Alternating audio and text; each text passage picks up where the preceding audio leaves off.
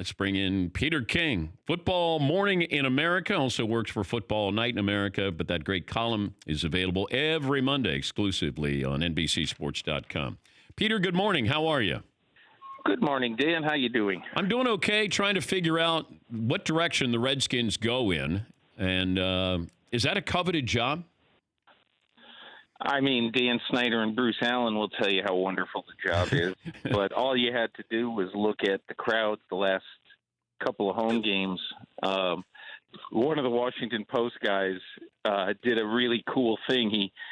He took a photo and tweeted it out yesterday of the people leaving the metro stop that's about, I don't know, maybe a quarter mile, maybe even less than, away from FedEx Field, and it was amazing. All of them were wearing either Brady or Edelman jerseys. It was a teeming number of people.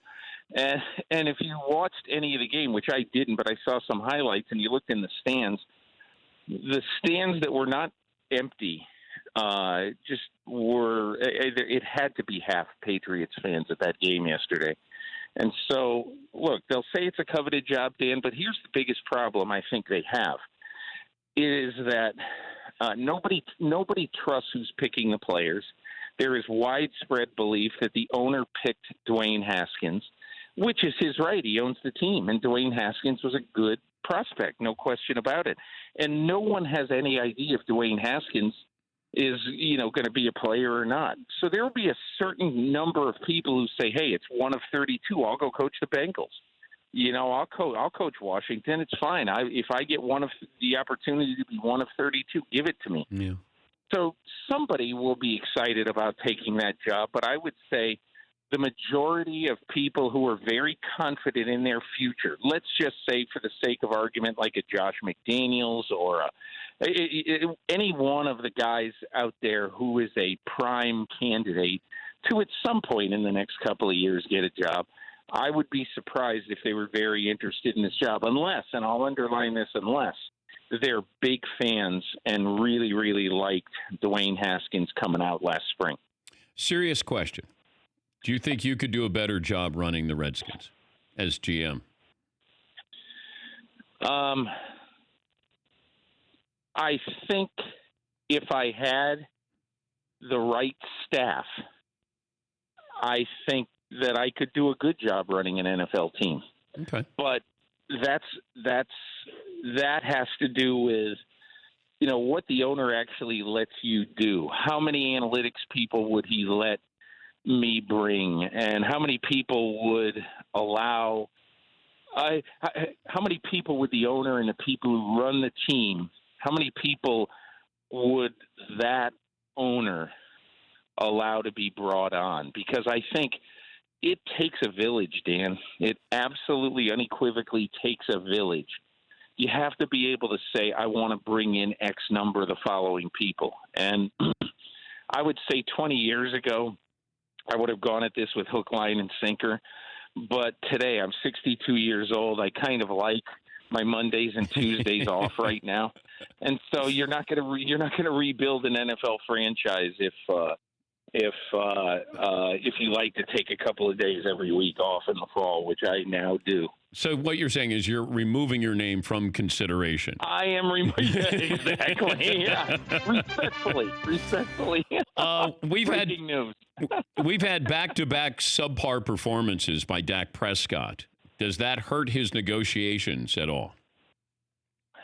Well, I believe. I sound like Jerry Jones. Well, I believe.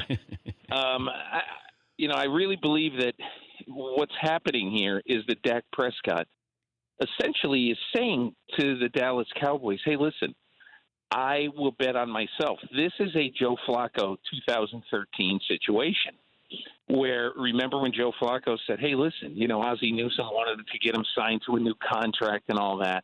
And he said, I'm going to be done at the end of this year. And, I just want to wait and see what happens. He's like Mookie Betts with the Red Sox. Hey, nothing personal. I don't dislike anybody there. I want to sign. I want to be there. But honestly, what I want to do is just wait and see what my real value is at the end of my contract. There's nothing wrong with that. And look, I'm not even saying that Dak Prescott exactly wants to do that, but I think that Dak Prescott looks at the market and he says, I cannot lose by waiting. And I think he's right. I mean, his value hasn't been helped the last 2 weeks because he has been mediocre and the team offensively mostly has been lousy. You don't fall behind at home 31-3 to a playoff contender and think that life is good.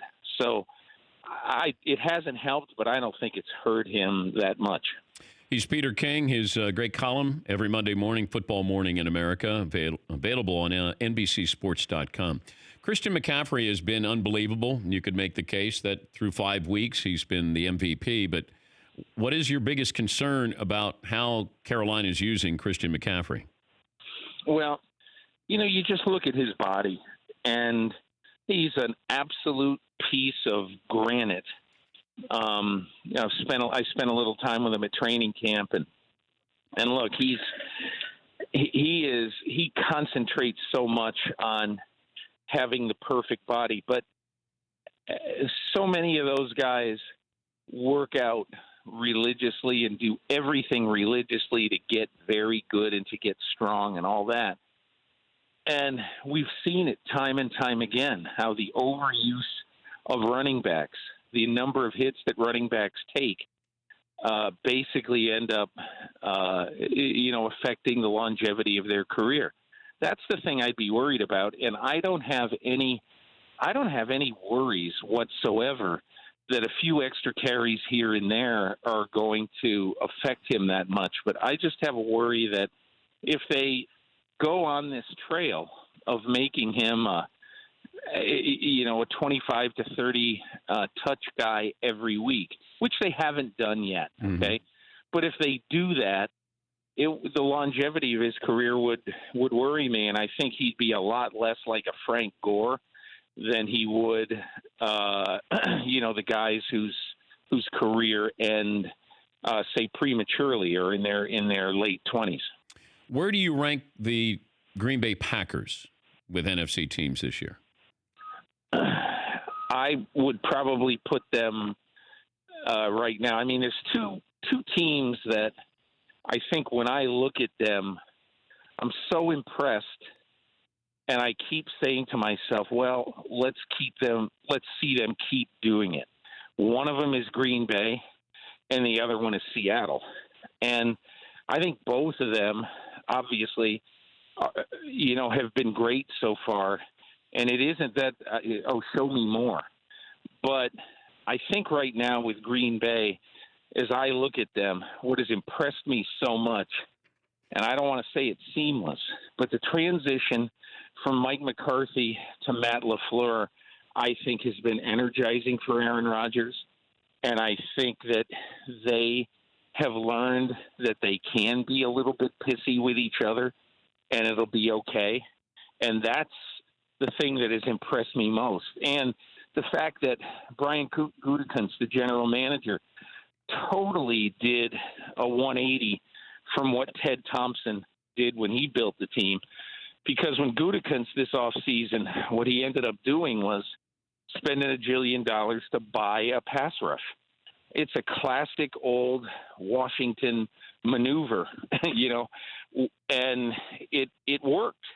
I mean, I should say so far it's worked because Zadarius Smith and Preston Smith, it's amazing to me, especially in the case of Preston Smith, that Washington would let him go because of, obviously, they have needs across the board, and they let him go, and he has been an absolute gem, as has Zadarius Smith. So I think they've got the right formula right now where Aaron Rodgers knows he doesn't have to go out every week and put up 30.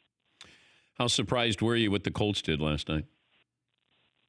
I was really surprised, but I talked to Frank Reich around midnight, and he said that on Saturday night at the meeting, he said he told me that they've had 23 games in the Frank Reich era, and in those 23 games, he said, I never felt better entering a game. I never felt better after the week of practice than I did about this one. And he said, a lot of times you hear coach speak, And a coach might say that, but he said, I'm just telling you, I don't do that stuff. And I told these guys last night that, everybody out there is going to be shocked when we win this game, but the people in this room will not be shocked.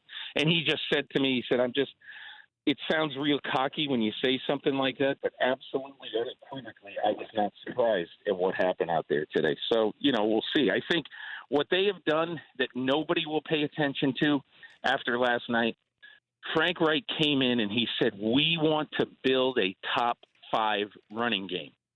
And so last year they were 20th in the NFL in rushing, because when you have Andrew Luck and you have a guy who's throwing 39 touchdown passes, well, why wouldn't you build your offense around the quarterback?